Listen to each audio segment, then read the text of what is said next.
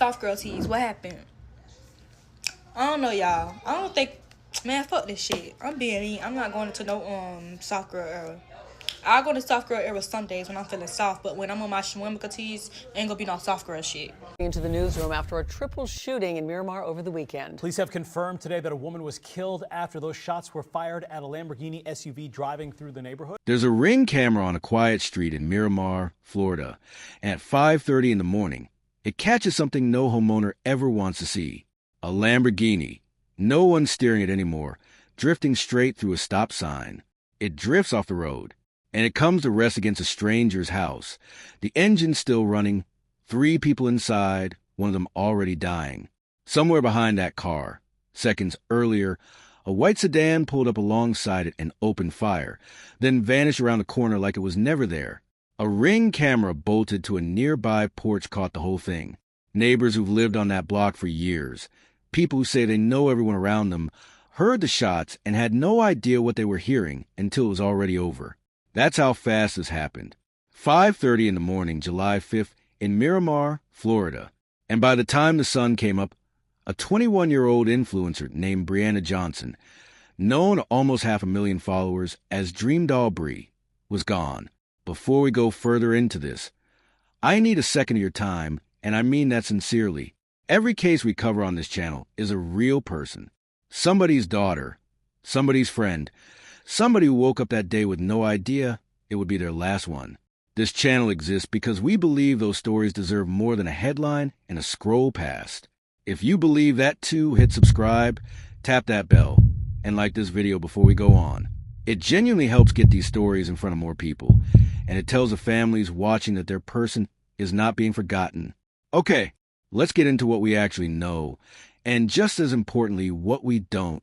Brianna Johnson wasn't a household name outside of TikTok, but inside that world, she'd built something real. Over 370,000 followers on TikTok under the handle at Girl Bri, another 85,000 on Instagram, and a growing profile that had just landed her an invitation to join Streamer University, a program run by one of the biggest names in internet culture, Cenat. She posted about it with genuine excitement, saying she was thrilled to learn something new and grow alongside other creators, calling it a season of her career that felt special.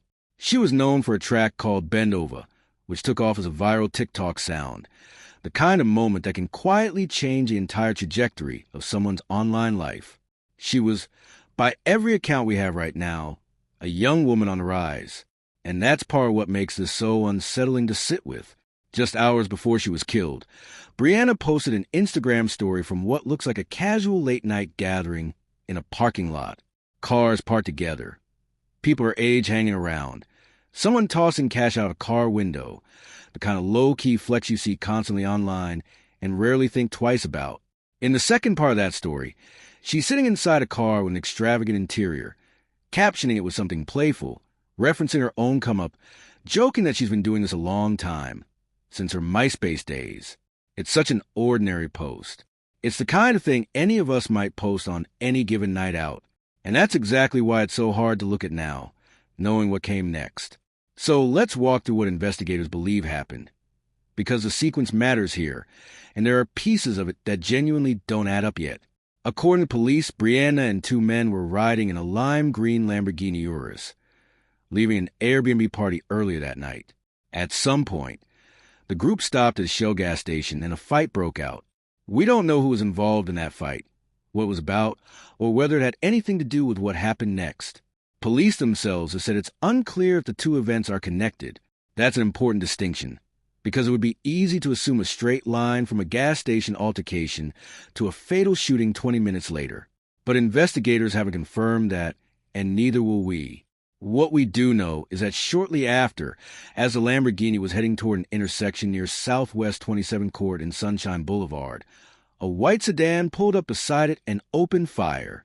Here's where it gets genuinely strange from an investigative standpoint. Miramar's police chief, Delrius Moss, has publicly said his department believes this vehicle was targeted. Not just any car in the wrong place at the wrong time, but the specific Lamborghini, and by extension, the people inside it. His exact words were that detectives are trying to figure out why this particular car was singled out. They targeted this particular car for some reason, and we're trying to figure out why. Think about what that means. A bright, unmistakable lime green Lamborghini Urus is not a hard vehicle to identify on the road, especially in the middle of the night. If someone wanted to find it, they could. If someone wanted to follow it, they could do that too. The alternative, a completely random spray of gunfire that just happened to hit the most visible car on the street, seems far less likely to police than the possibility that this was deliberate. But deliberate for what reason? Aimed at who? Over what? None of that has been made public. Maybe because investigators genuinely don't know yet. Maybe because they do know something and aren't ready to say it. And then there's the vehicle itself, the one everyone's looking for.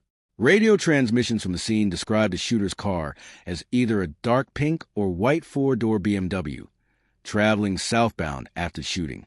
That kind of discrepancy, pink versus white, in the immediate chaos of a shooting, isn't unusual.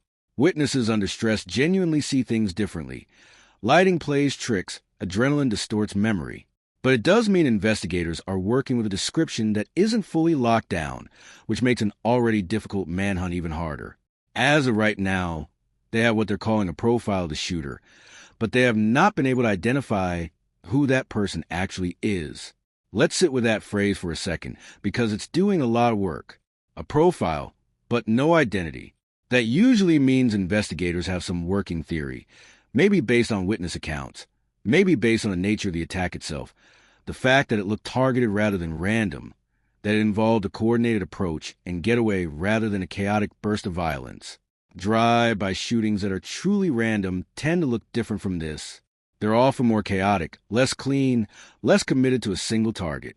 What happened to Brianna and the two men in that car looks, at least from the outside, like someone made a decision, executed it, and left without hesitation. That's not the profile of blind rage. That's closer to the profile of intention, which raises a question this case hasn't answered yet. Intention aimed at who and why. This is where the psychology of this kind of violence becomes so important to understand and so unsettling. There's a meaningful difference between a crime of sudden emotional escalation, the kind that might spiral out a heated argument at a gas station, and a crime that involves following a vehicle, positioning a second car alongside it, and fire with what looks like clear intent. The first is impulsive, adrenaline and ego and alcohol, colliding at 2 a.m. Someone reaching for a gun because their emotions outran their judgment for just long enough to pull a trigger. The second is something colder. It requires someone to have already made peace in their own mind with committing violence before they ever caught up to that car. Even if the fight at the gas station was a spark, the response wasn't instant. There was a gap, a pursuit, a decision point where the person behind that gun could turn off in any direction and gone home instead. They didn't. And then there's the aftermath, which tells its own story. A car full of young people out celebrating, posting playful videos hours earlier, suddenly caught in a moment none of them saw coming. Brianna died from her injuries. One of the two men remains in critical condition, the other with serious injuries, according to reporting from NBC Miami. Neither of their identities has been released publicly. Their families are living through the same nightmare Brianna's family is living through right now, except with the added agony of not knowing if their person will recover. Speaking of Brianna's family, they've set up a fund to help cover funeral and memorial costs, describing what they're going through as an unimaginable loss and asking for support to help give her the send-off she deserves. That fund has already raised more than $20,000, which tells you something, too, about how many people she touched even outside her immediate following. Fans have been flooding her accounts with messages, calling her death heartbreaking, saying things like she didn't deserve this at all. Even people who never met her seem to sense that something particularly cruel happened here. A young woman with genuine momentum in her life, cut down before any of it could play out. There's also this strange, almost surreal detail that's been circulating, which says something about how fast information moves now and how easily it collides with real tragedy. Popular streamer Cenat was live, reading out the name of a new member accepted into his creator program, when his chat exploded with messages about Brianna's death. For a moment, he seemed confused, thinking his audience was talking about the same DreamDoll he'd just been discussing on stream, before realizing they were telling him this young woman he'd just welcomed into his community had been killed.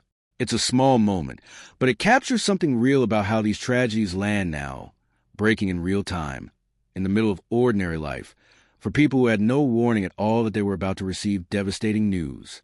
Grief and anger in the aftermath have spilled into public accusations and finger-pointing online, including toward people close to Bri. When a young, well-known person is killed without a clear answer, the silence doesn't stay silent for long.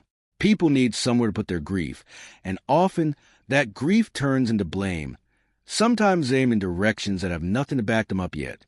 In the days since Brianna's death, there's been exactly that kind of finger-pointing online. Theories about who might have known where she was at night, who she might have upset, who might have wanted her followed.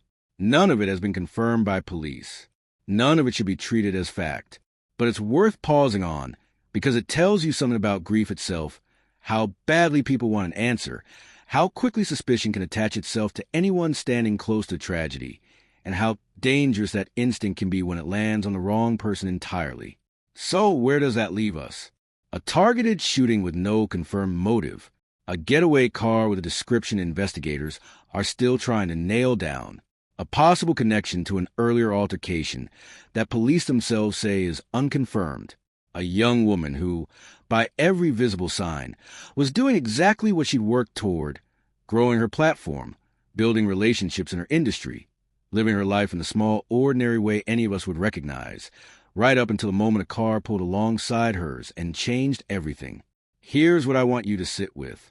If this really was targeted, as police believe, what does it take for someone to decide a specific car, a specific group of people, deserves that level of violence?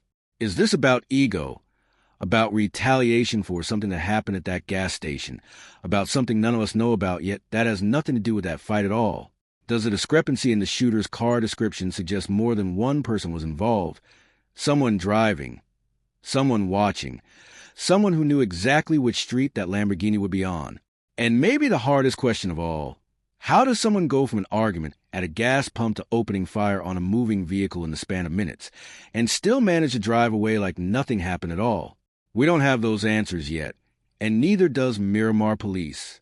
But you might have theories, and I want to hear them. Like drop your take in the comments. With mileage, Tell me what meaning you you're think not gonna really go and happened purchase a between car that got gas 100,000 miles station because and you that know that intersection. bitch bad. You know And the if this car kind gonna of break deep down. dive into But psychology behind real cases is something you want more of, subscribe to Psychology of Crime so you don't miss the next one.